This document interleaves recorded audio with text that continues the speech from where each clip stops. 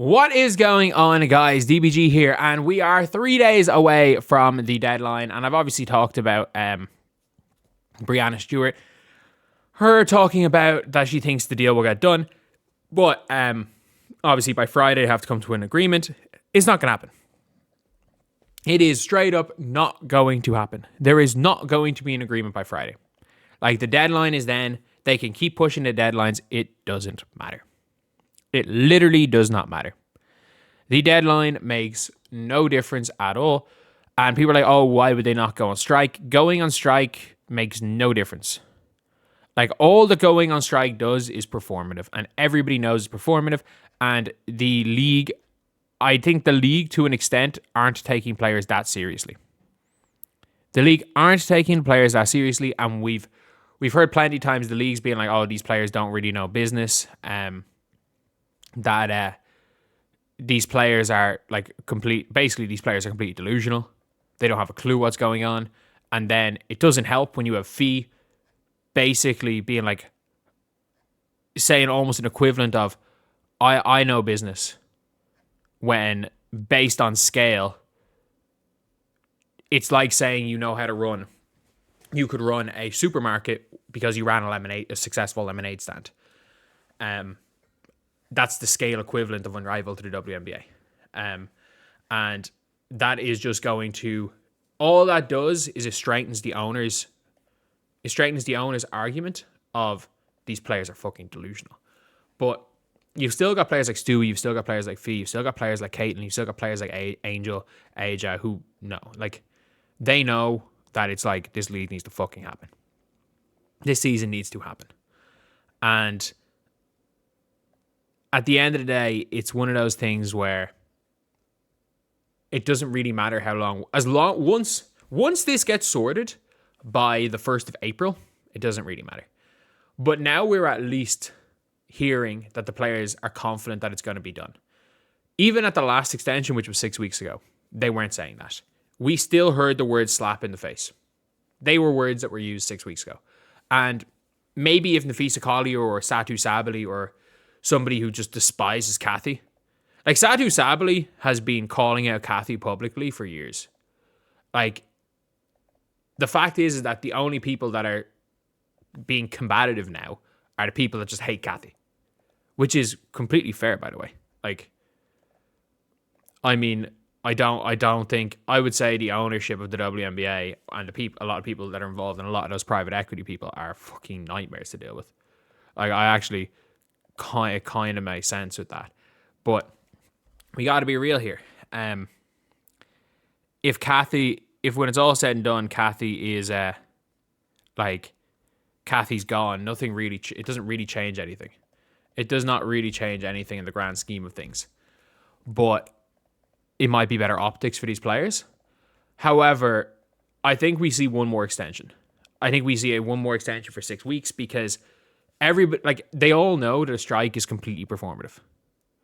That if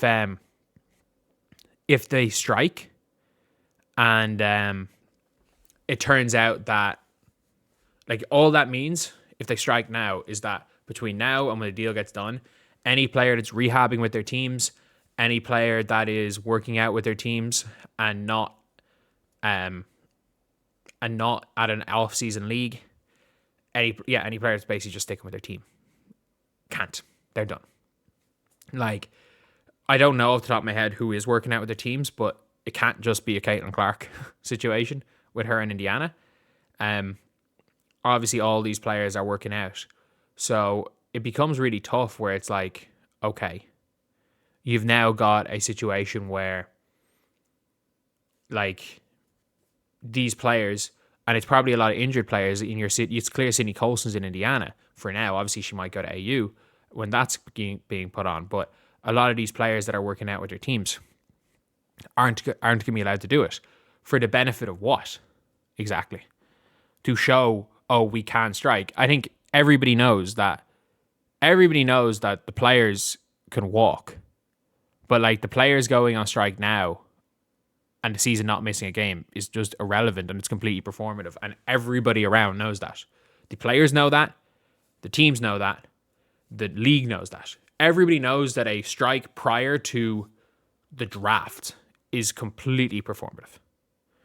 And I do think we will see a situation where this gets resolved by St. Patrick's Day. St. Patrick's Day, 17th of March. That sounds like a date, because you also have to take into account that it becomes harder to solve this when everyone's at Unrivaled. When a lot of people are at Unrivaled, it becomes hard to solve this. The positive thing is that Unrivaled takes a break between Tuesday and Friday every week. Tuesday, Wednesday, Thursday. And they can try to sort that out. But at the end of the day, when does Unrivaled end? So Unrivaled ends on the 4th of March. The draft is probably going to be the 15th of April. St. Patrick's Day, 17th of March. Give them 2 weeks after the Unrivaled Championship. That's when I think they're going to figure something out. And then they're going to open free agency 2 days later. 48 hours later, they're going to open free agency. And actually, no, they're going to have to do the expansion draft first. Fuck. The expansion draft might be 48 hours later, and then free agency might be the 1st of April. So free agency being on the 1st of April means that you've got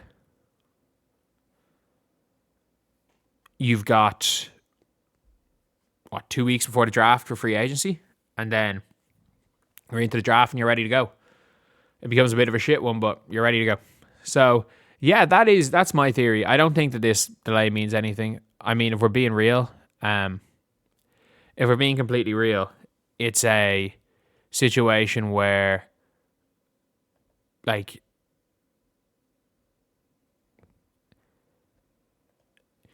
is genuine. It's a situation where it'll be done. It'll be done. It'll genuinely be done, because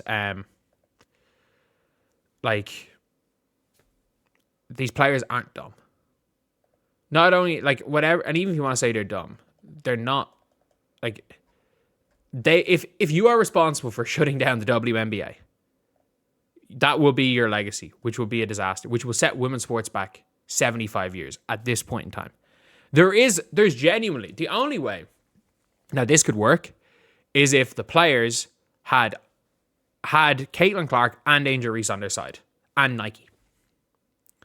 You would have to have Nike, Under Armour, Nike, Reebok, whatever these big, realistically just Nike at the end of the day, because they're the ones that really have the power in the shoe game. If Caitlin, Sabrina, Aja Wilson, Angel Reese, Stewie, Paige Bueckers all banded together and said, we are starting up our own league. We have teams in 8 different cities all ready to go. A bunch of them are NBA owners. But this has nothing to do with the NBA. This is a separate project to them. They can own other sports. They can own their sports team, as we've seen with the Cronkies with NFL, and they own Liverpool, or say they're Arsenal. Fenway are Liverpool, or maybe they still aren't. 49ers own Leeds. So these teams can have things in opposite leagues, maybe not in America. We've got 8 cities. Some of these are NBA owners. We've got big arenas. Maybe it's NFL owners where they're able to get into big arenas. And we have all of us, we're starting our fantasy draft in the middle, and we're doing it like that. But anyway, see you guys.